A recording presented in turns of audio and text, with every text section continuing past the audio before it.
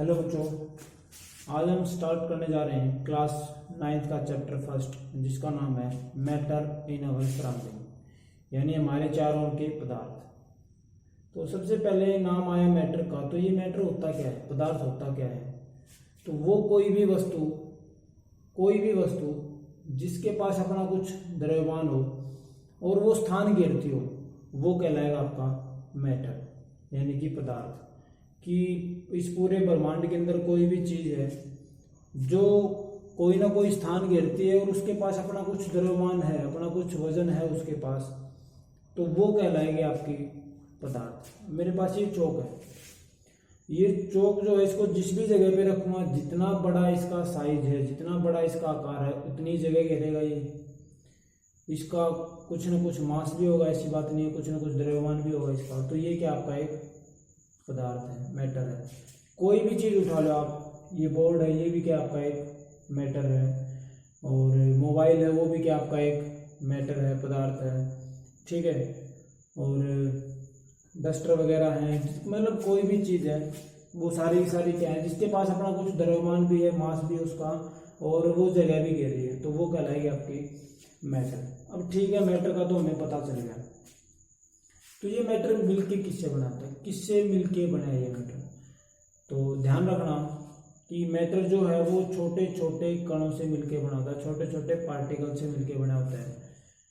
तो ये जो पार्टिकल हैं, जिन पार्टिकल से मिलके कोई भी पदार्थ बना होता है, इन पार्टिकल्स की कुछ विशेषताएं होती हैं, कुछ कैरेक्टरिस्टिक्स होती हैं, कुछ प्रॉपर्टीज होती हैं।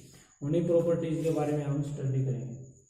सबसे पहली प्रॉपर्टी क्या है? Particles of matter are small in size. सबसे पहली प्रॉपर्टी तो ये कि जो पार्टिकल होंगे, किसी भी पदार्थ के जो पार्टिकल होंगे, कण होंगे, उनका आकार बेहद ही छोटा होता है, और इतना छोटा होता है कि उनको हम अपने आंखों से देख ही नहीं सकते, ठीक है।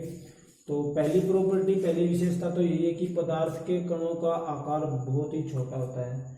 दूसरा है, पदार्थ के जो कण होंगे वो एक दूसरे को अपनी तरफ आकर्षित करेंगे।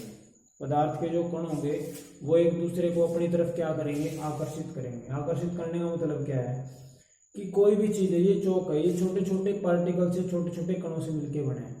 अब ये जो कण है, जितने भी कण इसके अंदर लगे हुए हैं, सारे के सारे कण एक दूसरे को अपनी तरफ खींच रहे हैं, अपनी तरफ अट्रैक्ट कर रहे हैं। अगर इन्होंने एक दूसरे पे धक्का लगाना स्टार्ट कर दिया कि तू दूसरी साइड हो जा भाई, तू भी साइड हो जा, तो क्या ये चौक बन पाएगा? कदापि नहीं बन पाएगा। तो जो भी पदार्थ होता है, पदार्थ जिन जिन कणों से मिलकर बना होता है, वो कण हमेशा क्या करेंगे भाई, एक दूसरे को अपनी तरफ आकर्षित करेंगे। तो दूसरी विशेषता ये होगी कि पदार्थ के कण एक दूसरे को आकर्षित करते हैं। तीसरा है, पदार्थ के जो कण होंगे वो एक जगह से दूसरी जगह चलते रहते हैं भाई। The particles of a matter are continuously moving. कैसे चलते हैं, कैसे चलेंगे? कि घर के किसी भी कोने में हमने क्या किया भाई, अगरबत्ती लगा दी, किसी कमरे में लगा दी हमने। अब वो अगरबत्ती, उसकी जो महक है, स्मेल है, वो पूरे के पूरे घर में, यहाँ तक कि गली तक पहुंच जाती है भाई। कैसे पहुंच गई? लगाई तो हमने एक छोटे से कमरे के कोने में लगाई थी, पूरे घर में कैसे पहुंच गई उसकी महक, गली तक कैसे पहुंच गई? तो कारण क्या है इसका कि जो कण होते हैं, जो उसकी स्मेल है, धुआं सा उठता है उसके अंदर, तो वो जो कण है वो एक जगह से दूसरी जगह निरंतर गति करते रहते हैं, जिसके कारण वो स्मेल कमरे से लेके बाहर गली तक पहुंचेगी। एक विशेषता और है इनकी कि जो पार्टिकल्स होते हैं, कण होते हैं, उनके बीच में कहीं ना कहीं खाली जगह रहती है भाई। अब ये कैसे वेरीफाई करें कि खाली जगह भी होती है कणों के बीच में? तो कणों के बीच में खाली जगह को समझने के लिए क्या करेंगे? मेरे पास एक गिलास पानी ले लिया मैंने, और उसके अंदर 2 चम्मच नमक के डाल दें। अब कुछ टाइम के लिए मैं उसको हिलाता रहा। क्या होगा कि 2 मिनट 4 मिनट के बाद वो जो नमक है वो मुझे दिखाई देना बंद कर देगा। क्यों भाई, कहाँ गया नमक? अब तो इससे क्या हुआ, पहले नमक डाला हमने, हमें नमक दिखाई दे रहा है, लेकिन जस्ट 2 मिनट के बाद क्या हुआ कि मुझे वो नमक अब दिखाई नहीं दे रहा। इसका कारण क्या है? कारण सीधा सा है कि जो पानी के कण थे उनके बीच में कहीं ना कहीं खाली जगह थी, और उसी खाली जगह पे कौन जाके फंस गया? अब नमक जाके फंस गया, यानी नमक के जो कण थे वो जाके फंस गए वहाँ पे। तो ये प्रॉपर्टीज हैं किसी भी पदार्थ के कणों की। क्या क्या, एक बार फिर रिवाइंड करवा देता हूँ कि पदार्थ के जो कण होते हैं उनका आकार बेहद ही छोटा होता है, बहुत छोटा होता है, पहली बात। दूसरा, पदार्थ के कण एक दूसरे को आकर्षित करते रहते हैं। तीसरा, पदार्थ के कण एक जगह से दूसरी जगह लगातार गति करते रहते हैं। चौथा, पदार्थ के कणों के बीच खाली जगह होती है। कैसे होती है खाली जगह, कैसे पता चला, वो आपको बता दिया है। पदार्थ के कण एक जगह से दूसरी जगह गति करते हैं, वो कैसे करते हैं वो आपको बता दिया। अब हम बात करेंगे क्लासिफिकेशन ऑफ मैटर, यानी पदार्थों का वर्गीकरण। वैसे तो पदार्थों को बहुत सारे भागों में बांटा गया भाई, लेकिन यहाँ हम सबसे पहले पढ़ रहे हैं दो चीजों के बारे में।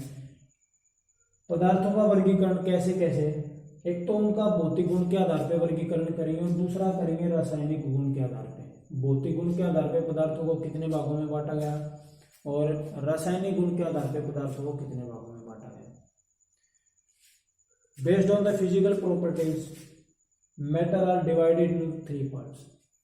भौतिक गुण के आधार पे पदार्थ को 3 भागों में बांट दिया, ठोस, द्रव और गैस। ठीक है।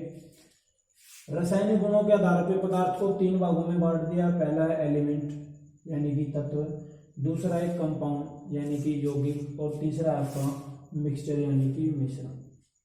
अब इस चैप्टर के अंदर हम पढ़ेंगे केवल और केवल भौतिक गुण के आधार पे पदार्थ का वर्गीकरण, यानी ये जो केमिकल प्रॉपर्टीज के आधार पे, या मैं कहूँ कि रासायनिक गुणों के आधार पे जो पदार्थों का वर्गीकरण है वो हम नेक्स्ट चैप्टर में करेंगे, चैप्टर नंबर 2 में। यहाँ इस चैप्टर में हम पढ़ेंगे केवल और केवल भौतिक गुणों के आधार पे पदार्थ का वर्गीकरण, ठोस, द्रव और गैस। तो अब हम ठोस, द्रव और गैस के बारे में डिटेल से पढ़ेंगे एक एक करके।